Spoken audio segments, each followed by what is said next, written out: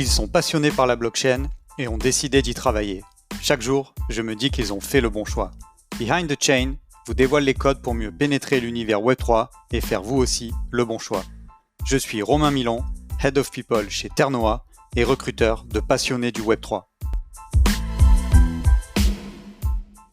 Avant ce nouvel épisode, je tenais à vous préciser que nous ne donnons pas de conseils en investissement financier dans ce podcast. Je vous rappelle aussi que tout investissement dans les cryptoactifs et les NFT comporte des risques et peut entraîner des pertes en capital. Soyez prudents et faites toujours vos propres recherches. Bonjour à tous, très heureux de vous retrouver pour ce nouvel épisode de Behind the Chain. J'espère que vous êtes en pleine forme. Aujourd'hui, je reçois François Amal, il est cofondateur de Tropi. Comment tu vas, François ? Ça va très bien, Romain. Merci de m'accueillir aujourd'hui. Très content d'être avec vous. Super, je pense qu'on va passer un bon moment. Alors comme d'habitude, on va rentrer tout de suite dans le vif du sujet. Est-ce que tu peux nous expliquer ce que tu faisais avant d'arriver dans l'univers Web3 ? Carrément. J'ai toujours bossé en marketing et en growth dès la fin de l'école et je suis passé par plusieurs entreprises. J'ai commencé directement après l'école dans un énorme cabinet de voyance. Donc j'ai fait du marketing en ligne pour un cabinet de voyance. Euh, je dis toujours, il y a trois secteurs qui sont vraiment, vraiment marrants dans le marketing. Tu as le jeu, tu as la voyance et tu as le porno. Bon, bah, j'en ai fait un des trois. Et du coup, j'ai beaucoup appris. J'ai bossé là-bas pendant 3 ans. C'était pas un petit truc, hein. C'était un cabinet qui avait, je crois, à peu près 400 ou 500 employés dans le monde. Donc vraiment le leader européen. Et déontologiquement parlant, c'était pas le top. Donc après quelques années, je suis parti au Costa Rica, j'ai fait un break et je me suis retrouvé à Londres où j'ai bossé chez Moo. Moo qui est une super belle boîte à Londres avec une très très belle culture qui fait de la papeterie en ligne. Je pense que les gens connaissent bien les cartes de visite Moo, où j'ai piloté tout ce qui était marketing en ligne sur les marchés internationaux. J'ai fait 3 ans là-bas et après ça, je me suis retrouvé à Paris chez Flexi qui s'est fait racheter par Booksy où j'ai passé 1 an et demi, il me semble, là-bas, avant de commencer l'aventure Tropi. Ok, donc un gros passé dans le growth. Est-ce que tu pourrais me dire ce qui t'a donné envie de travailler dans le Web3 ? Voilà, ça a été quoi le point de bascule ? Qu'est-ce qui fait qu'à un moment donné, tu as découvert cet univers et que tu en as fait ensuite, on va dire, ton métier ?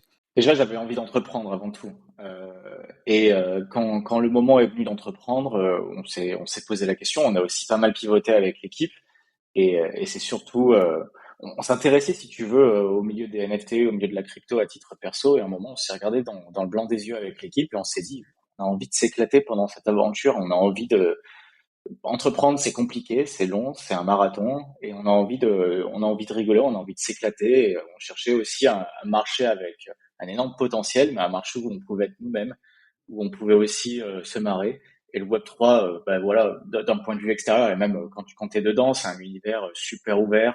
Les gens sont vachement réceptifs, vachement aptes à communiquer, à échanger. Et ça nous a vachement séduit, ce côté, j'irais pas dire jeune, cool, sympa, mais tu vois, ce côté sympathique, ce côté un peu coloré du Web3 qui nous a beaucoup plu. Et du coup, très très heureux de faire partie du monde du Web3 maintenant. Concrètement, comment vous avez franchi le pas de l'intention à l'action, peut-être avec tes associés aujourd'hui ? Voilà, qu'est-ce qui fait qu'à un moment donné, on se met autour de la table et on se dit on y va ensemble et peut-être voilà dans le cadre de votre association, bah est-ce que vous étiez d'anciens collègues, est-ce que vous étiez des amis ? Enfin voilà, si tu peux nous raconter un peu le début et comment ça s'est fait, je pense que ça intéressera beaucoup nos auditeurs. Moi, j'ai toujours voulu entreprendre, mais je sais que entreprendre, c'est une histoire de personnes. Et un jour, j'ai eu la chance, par l'intermédiaire de ma femme, de rencontrer Guillaume Lestrade, qui est le cofondateur de Miro, cofondateur de Lito. Donc, quelqu'un qui sait entreprendre, qui a déjà fait ses preuves. Et je me suis dit, ah là là, c'est une belle opportunité. Il y a un train qui est en train de passer. Et tu devrais essayer de le convaincre de bosser avec toi et de lancer un projet avec toi. Chose que j'ai faite et j'ai passé donc pas mal de semaines à essayer de le convaincre, lui envoyer des messages, lui envoyer des petites présentations, je me souviens. Et donc au final, on a décidé de s'associer ensemble sur Tropi. Tropi qui est passé par deux pivots avant de se mettre vraiment dans le Web3. Originellement, on était vraiment intéressé à comprendre l'impact de la météo sur les e-commerce. C'était pas vraiment un pain. Ensuite, on a regardé comment aider les e-commerçants à prendre de meilleures décisions, pardon, grâce à la data. On a eu pas mal de traction, mais quand on a vu le Web3, on s'est mis autour de la table, et c'est Guillaume qui a initié ça. On s'est mis autour de la table, on s'est dit, bon, bah, il y a un énorme train qui est en train de passer. Il faut le prendre maintenant, il faut le saisir maintenant. Il y a beaucoup de belles choses à faire. Et donc, on s'est mis autour de la table avec nos deux autres associés qui sont venus un peu plus tard, Pierre et Patrick. Et on a tout simplement parlé à un maximum de personnes en une semaine, des professeurs, des entrepreneurs. On a parlé à beaucoup, beaucoup de personnes en une semaine pour comprendre les enjeux, pour comprendre ce qu'on pouvait faire. Et on a opéré un pivot vraiment en une semaine. On a parlé à nos investisseurs historiques. On leur a demandé ce qu'ils en pensaient aussi. Ils nous ont suivis et ça, c'était top. Et du coup, on a commencé vraiment à creuser, à faire notre user research, notre product research à partir de ce moment-là. Nous, ce qu'on voulait absolument, si tu veux, c'était trouver un problème actuel qui méritait d'avoir une forte solution tech et de créer une vision super ambitieuse à partir de ce problème-là. Et donc voilà comment on a commencé à créer Tropy. Et ça, c'était il y a quelques mois, hein. On a commencé à faire ce travail-là, je pense, en février 2022. Très intéressant, très intéressant. Alors, excellente transition. On va parler bien entendu de Tropy et je sais ce que vous faites aujourd'hui, mais tu vas pouvoir nous l'expliquer. Et effectivement, entre ce que vous aviez en tête au départ, tu me parlais de la météo sur le secteur du e-commerce et ce que fait Tropy aujourd'hui, je sais qu'il y a un écart énorme, mais c'est ça aussi qui est intéressant dans la méthode startup. Donc, est-ce que tu peux nous dire aujourd'hui à quel point de douleur et à quelle problématique vous répondez chez Tropy? Bien sûr, oui. Aujourd'hui, avec Tropy, on répond à deux problématiques. La première, c'est que pour les créateurs de NFT, c'est très très compliqué de créer des utilités. Donc avec Tropy, on répond à cette problématique et on permet à n'importe quel créateur de créer des utilités pour sa collection de NFT.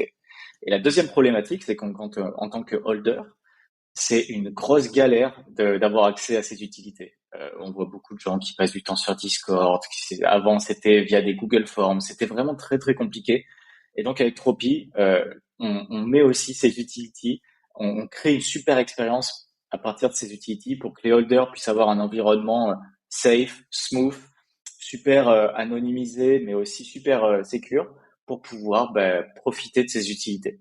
Donc Tropy répond à ces deux gros problèmes qui reviennent énormément en ce moment sur le milieu des NFT.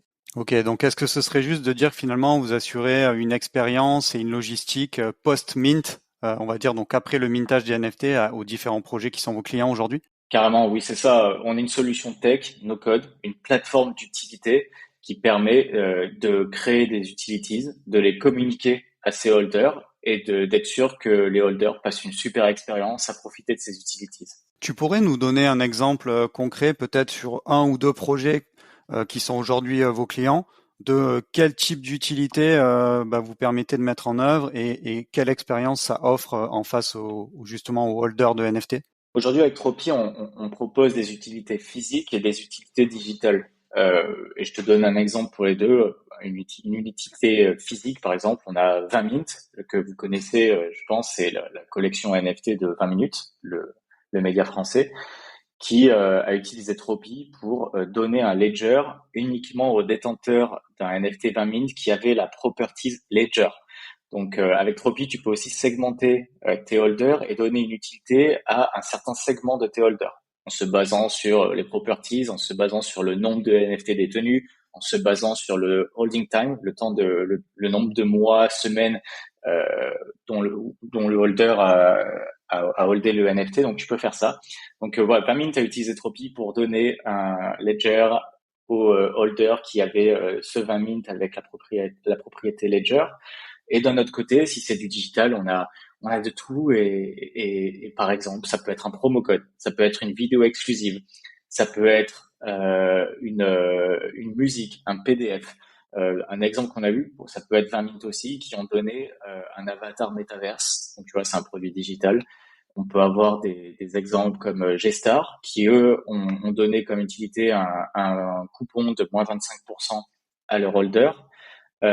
Donc voilà, ça peut être un scope assez large et on travaille vraiment pour agrandir ce scope, pour le rendre de plus en plus large, pour vraiment permettre à ces créateurs de faire absolument ce qu'ils veulent en termes d'utilité. Vous avez des demandes justement en ce moment qui reviennent régulièrement de la part de créateurs sur lesquels vous êtes en train de travailler pour justement répondre à ce qu'ils vous demandent. Est-ce que tu as, je sais pas, un ou deux points peut-être de votre roadmap à venir à nous partager? Aujourd'hui, il y a pas mal de personnes qui nous demandent un système de vote qui permettent donc en gros un système où tu peux faire voter ta communauté pour avoir accès à quelque chose.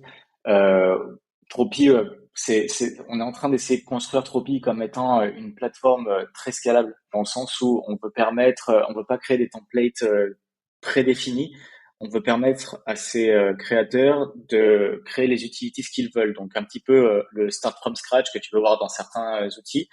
Et au final, quand tu réfléchis aux utilities, et nous, ce qu'on voit, c'est souvent la même chose. C'est soit tu vas demander de l'information pour traiter cette information en dehors de Tropi. Et c'est ce qui se passe quand tu demandes quand tu donnes du merch. C'est-à-dire que tu vas demander des informations de livraison ou un email que tu n'as pas avec un simple wallet adresse. Donc tu demandes de l'information pour traiter l'information plus tard. Ou alors tu donnes directement du contenu ou de l'information. Tu donnes accès à une vidéo exclusive qui sera dans ton Tropi, tu donnes accès à un QR code pour une soirée, tu donnes accès à une musique, un PDF, peu importe. Mais en gros, on retrouve ces deux dimensions. Soit je demande de la data pour la traiter ailleurs, soit je prends l'utilité justement et juste du contenu ou un élément digital que tu peux mettre en avant directement d'Entropy. Qu'est-ce que tu dirais qui te change le plus par rapport au Web 2? Alors, tu as une expérience, on l'a vu au départ, très axée growth, plutôt dans les startups Web 2. Aujourd'hui, tu es dans le Web 3. Qu'est-ce qui te fait le plus kiffer dans cet univers? Et peut-être aussi, qu'est-ce qui te change le plus par rapport à ce que tu avais pu connaître avant dans le Web 2?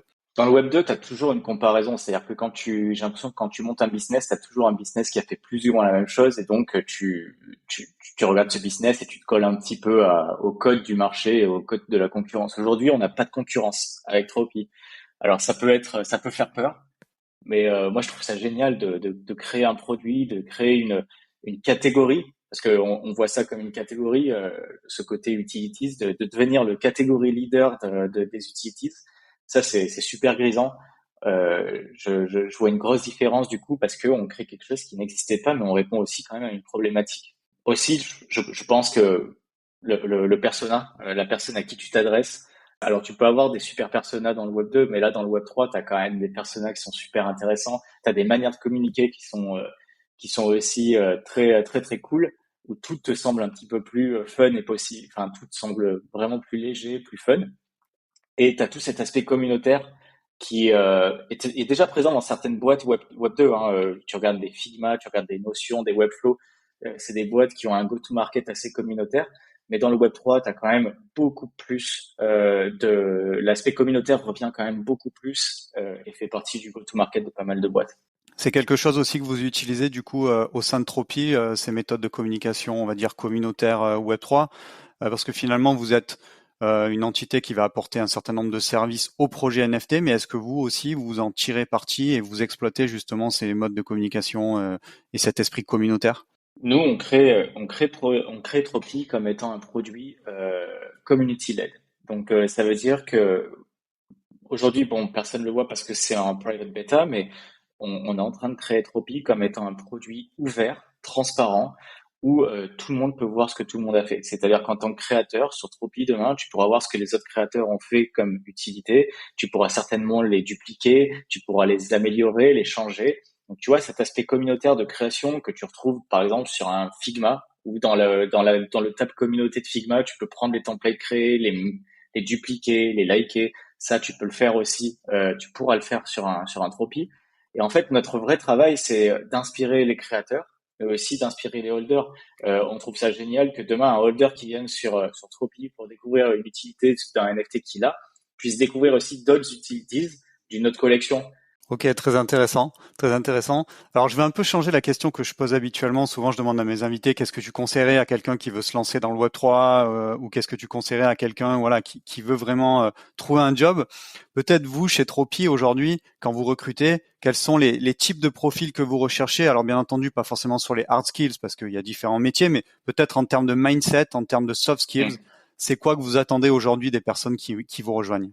Aujourd'hui, on sait qu'on est une boîte qui va grandir et on sait que les 15-20 premiers employés, c'est ceux qui définissent vraiment le noyau de ta culture. Donc, c'est super important pour nous qu'on s'entoure de personnes qui, humainement, ont des valeurs similaires aux nôtres. et aussi une même éthique de boulot. Parce qu'on sait aussi que ces personnes-là sont celles qui vont embaucher le reste de l'équipe dans le futur. Donc si tu vois, si t'as une pomme pourrie dans l'équipe au début, potentiellement, bah, toute la culture de ta boîte et le reste des embauches va être pourri. Donc c'est super important pour nous d'être entouré de collaborateurs bah, qui ont la même éthique de travail, qui ont la même passion, qui sont obsédés aussi par ce qu'on est en train de créer, par la vision, qui y croient, tout comme on y croit nous en tant que fondateurs. Et généralement, enfin pour l'instant, on se trompe pas trop. On est entouré de collaborateurs qui humainement sont vraiment géniaux. Donc des vraies bonnes valeurs humaines, euh, tu vois, bah, de gentillesse, des gens avec qui tu as envie d'aller boire un verre, tout simplement. Tu dirais que vous recrutez uniquement des Web3 natives ou des gens qui sont vraiment déjà très expérimentés dans le domaine, ou pas forcément, vous êtes prêt aussi à recruter des gens, tu vois, qui ont de très fortes connaissances métiers, mais qui n'ont pas forcément une première expé marquée dans une première boîte, on va dire Web3 ou blockchain au sens large? Ça dépend des postes, mais en général, j'ai l'impression que les gens qui ont une expérience Web3 native sont très rares. Il y a beaucoup de bullshit aussi. Il y a beaucoup de gens qui se vendent Web3 native, mais qui ne le sont pas forcément. Et nous, de notre expérience, en fait, on trouve que si on retrouve ces valeurs de travail, cette éthique de travail, cette obsession chez un collaborateur, et si la personne aussi est passionnée de Web3, même, mais qu'elle n'a pas eu d'expérience Web3 auparavant, d'expérience, ça s'est toujours très très bien passé. Les gens passionnés réussissent toujours à s'intégrer dans un milieu très très rapidement. Le Web3, ça n'a pas non plus 30 ans d'expérience, donc je préfère être entouré de personnes qui sont super obsédées avec une motivation très forte pour s'intégrer encore plus dans le Web3, comprendre les mécanismes, plutôt que quelqu'un qui me dit oh, ça fait 5 ans dans le Web3 et qui a une attitude complètement désabusée. Donc ouais, on privilégie encore une fois l'obsession, la curiosité, mais on vérifie à chaque fois qu'on embauche quelqu'un qu'ils aient quand même un vrai fort intérêt pour les NFT et pour le Web3. Ok, c'est entendu. Bon, merci en tout cas d'avoir clarifié. Puis voilà, ça aidera aussi nos auditeurs qui se questionnent à rentrer dans le secteur. Voilà, ils vont un petit peu plus clair sur vos besoins. Tu nous disais tout à l'heure que donc pour l'instant votre produit était en bêta, donc j'imagine que c'est fermé à un certain nombre d'utilisateurs test. Quand est-ce que vous allez justement passer en mode ouvert et quand est-ce qu'on va pouvoir éventuellement venir s'amuser et regarder comment tout cela fonctionne concrètement? Ça devrait arriver d'ici 15 jours. Voilà, d'ici quelques semaines normalement, vous pourrez commencer à créer des utilities facilement sur Tropi. Vous commencerez à pouvoir jouer sur le produit. Et ouais, ça va faire quelques mois maintenant qu'on est en private beta. Le but, c'était vraiment de faire entrer uniquement les personnes qui nous permettent d'avoir du bon feedback, d'améliorer le produit. Maintenant, on a envie de passer à l'étape supérieure. Donc, public bêta, ça va aussi nous permettre d'apprendre super vite. On espère avoir beaucoup plus de volume. Donc très très hâte de ce moment-là et ça arrive très très vite. Excellent, excellent. En tout cas, on a hâte de voir ça.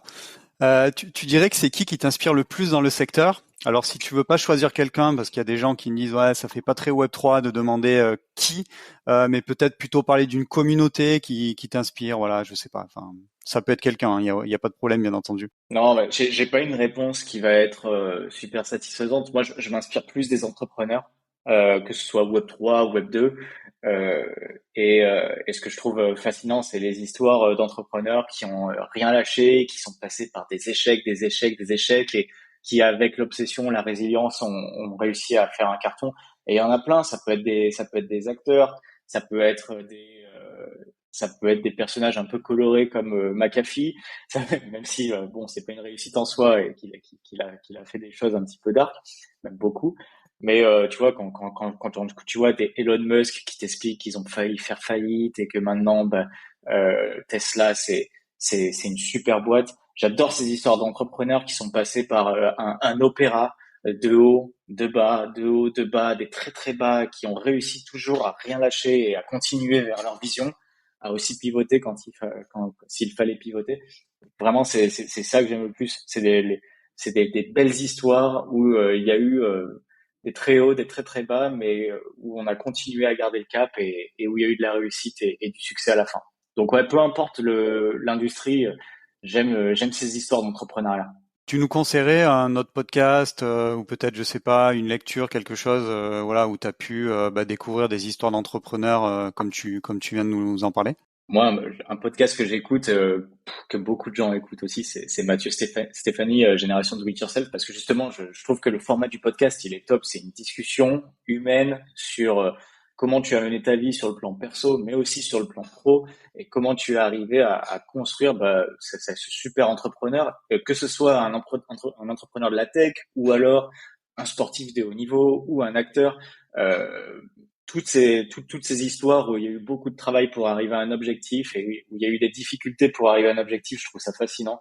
Euh, la dernière fois, il y en avait un sur Mike Horn. Je sais pas si tu connais Mike Horn, c'est ce gars-là qui est explorateur, qui a traversé le monde sur l'équateur. Tu vois, c'est pas un entrepreneur, mais s'il avait voulu entreprendre et monter une boîte avec le mental qu'il a et la façon qu'il a de voir la vie, je suis persuadé qu'il aurait été plein de succès. Donc voilà, ce podcast-là, je l'écoute, ça se fait facilement, ça s'écoute facilement en faisant du sport. Ok. Le temps passe vite, on va bientôt arriver à la dernière question. Tu saurais me dire comment tu vois le Web3 d'ici une dizaine d'années? Tu nous disais que tu étais assez fan d'essayer de décoder les tendances, de voir un peu comment tout ce marché-là des NFT allait évoluer. Est-ce que je sais pas, tu pourrais nous partager un peu comment tu vois ça? Alors 10 ans, ça fait très très loin, mais peut-être dans les prochaines années, qu'est-ce que tu vois de nouveau ou voilà les grandes lignes directrices selon toi? Je trouve qu'on a un moment super intéressant. Il y a eu un gros boom l'année dernière et tout le monde s'y intéressait. Donc, tu vois, si on regarde la courbe d'adoption, on est quand même aux early adopters, mais il y a eu un énorme boom qui a fait que les VC, donc les investisseurs, mais aussi les entrepreneurs, il y a beaucoup d'entrepreneurs qui ont rejoint ce monde-là, qui sont en train de construire des super projets. Et là, beaucoup de choses se passent en sous-marin. Donc, c'est-à-dire que là, on va certainement observer pendant les prochains mois, peut-être années, jusqu'au prochain bull run, des entrepreneurs qui vont construire des super trucs. Et je pense que le prochain bull run va être très, très différent de ce qu'on a vu jusqu'à présent. Donc, pour moi, ce qui va arriver, c'est un prochain cycle, un prochain bull run qui va aussi apporter un nouveau cycle d'adoption et je pense que les gros changements qui vont se faire vont être techniques, c'est sûr, mais certainement plus en termes d'expérience utilisateur. Aujourd'hui, le Web3, quand tu regardes des tonnes d'outils, c'est une vraie galère, c'est moche. J'ai l'impression de revenir 10 ans en arrière. Je pense qu'il y a un vrai truc à jouer sur la facilité, l'expérience, l'ergonomie. Et ça fait partie des challenges. Je dis pas qu'il y a que ça, mais je pense que c'est quelque chose qu'on va voir de plus en plus où le Web3 ressemblera plus à du Web3. On verra plus des sites internet avec cette écriture de robots partout. Ça deviendra juste des boîtes normales avec de la technologie Web3. Et je pense qu'on y vient rapidement. Merci beaucoup pour le partage de ta vision. C'est intéressant d'avoir ton avis là-dessus. Écoute, on arrive déjà à la fin de l'épisode.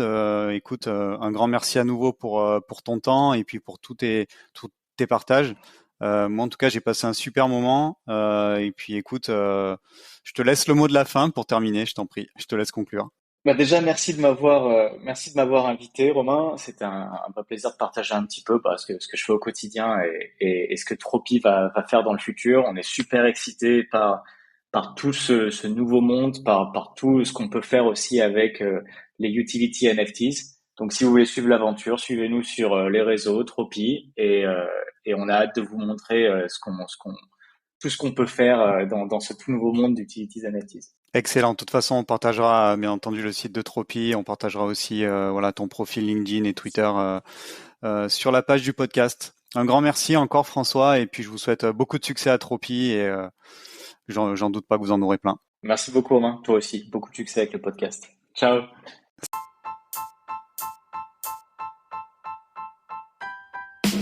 Merci d'avoir écouté cet épisode jusqu'au bout. Pour m'aider à propulser ce podcast, je vous invite à me laisser la meilleure note possible ainsi qu'un commentaire sympa. À très vite pour découvrir un nouveau talent du Web3.